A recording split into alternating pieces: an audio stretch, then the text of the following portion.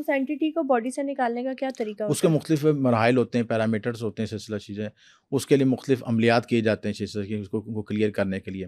پھر اینٹیز کے ساتھ بات چیت بھی کی تھی، ڈسکشن بھی کی جاتی ہے کہ وہ چاہتے کیا ہیں، وہ اپنا مقاصد بتاتے ہیں کہ اس نے فلاں وقت میں ہمارے ساتھ یہ شخص نے یہ زیادتی کی تھی، اس وجہ سے اس کے بچے پہ مسلط ہے سلسلہ چیزیں، یا ہم یہ زیادتی کر رہے ہیں، یا خاندان پہ یہ مصیبت لا رہے ہیں. تو جب تک وہ اس کا پینڈنگ کرما کلیئر نہیں ہوتا، جو اس شخص نے اس کے ساتھ زیادتی کی یا اس کے خاندان کسی بھی شخص نے زیادتی کی، اس کو کلیئرنس نہیں ملتی. اس لیے آپ نے دیکھا بعض لوگوں میں خاندانوں میں قتل ہوئی جا رہے ہیں. ٹھیک ہے، جیسے یہ ٹیپو ٹرکوں والا، تو اس طرح ایسے معاملات. سوچنے کی بات ہے نا کہ کچھ نہ وجوہات تو ہیں نا پیچھے سلسلہ، لاجک ہے کہ اتنے ریسورس کے بعد بھی اس کو بچا نہیں پا رہے سلسلہ چیزیں. کون سی طاقت، اسلحہ، طاقت، وسائل سب کچھ ہیں، وہ بچا نہیں پا رہے اپنی نسل کو سلسلہ چیزیں.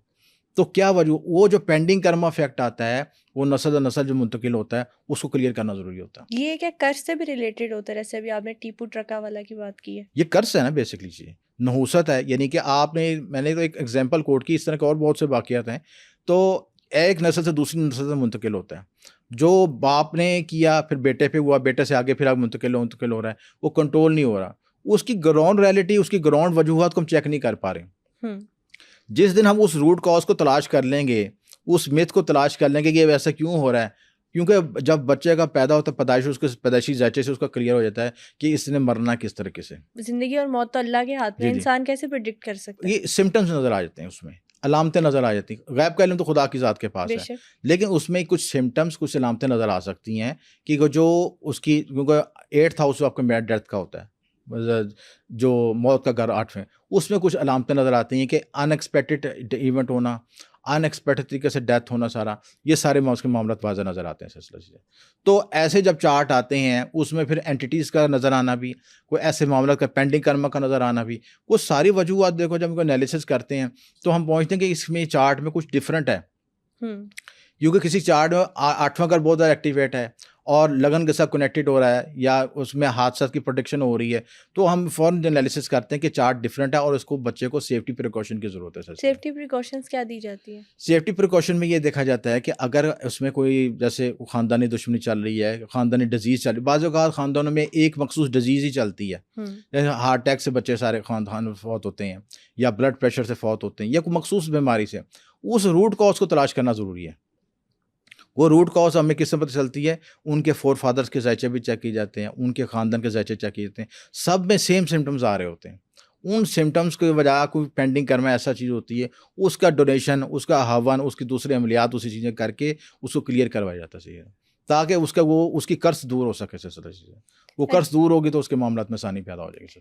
بالکل ٹھیک ہو گیا. یہ کہا جاتا ہے کہ ایک انسان کے اندر 7 اسپرٹس ہیں، کیا یہ بات سچ ہے؟ بالکل ہے. دیکھیں 7 چکرس، 7 اسپرٹس، یہ آپس میں کنیکٹیڈ ہیں یہ چیزیں. ٹھیک ہے، اور جو انسان کی روح ہے اس کے مختلف پرتیں ہیں.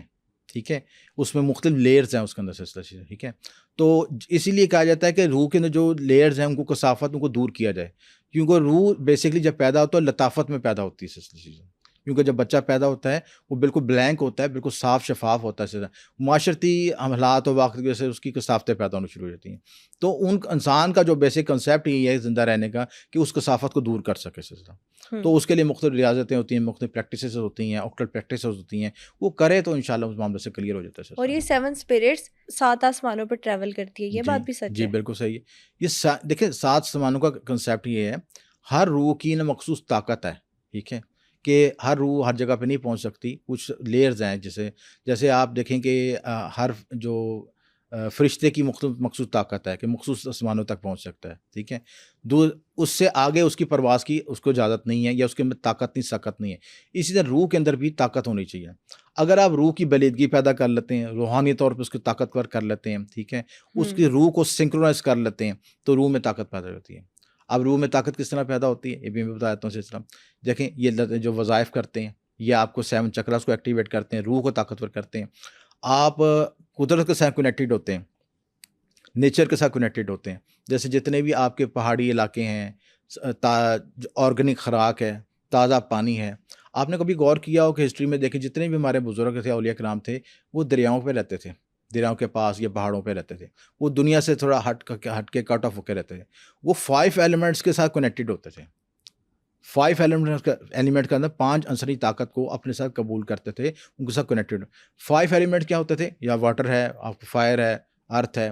اور جتنا آپ آرگینک ہوں گے، جتنا نیچر کے قریب ہوں گے، کیونکہ یہ تو زمین جائیدادیں یا گاڑیاں شاڑی تو اب دنیا میں افراتفری پڑی ہے نا.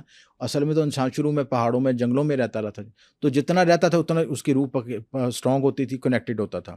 اور جتنا آپ اس سے مادت کی طرف جا رہے ہیں، ٹھیک ہے، ہم تو ہوا بھی تازہ نہیں لے رہے، ہم تو اسی کی ہوا میں بیٹھ رہے ہیں سلسلہ سے، تو نیچر کے اپوزٹ چل رہے ہیں سلسلہ. تو روح کی ڈیکریزنگ ہوگی، روح کی طاقت ختم ہوگی، اور پھر روح اپنے پرواز اپنی ختم ہو جائے گی سلسلہ سے.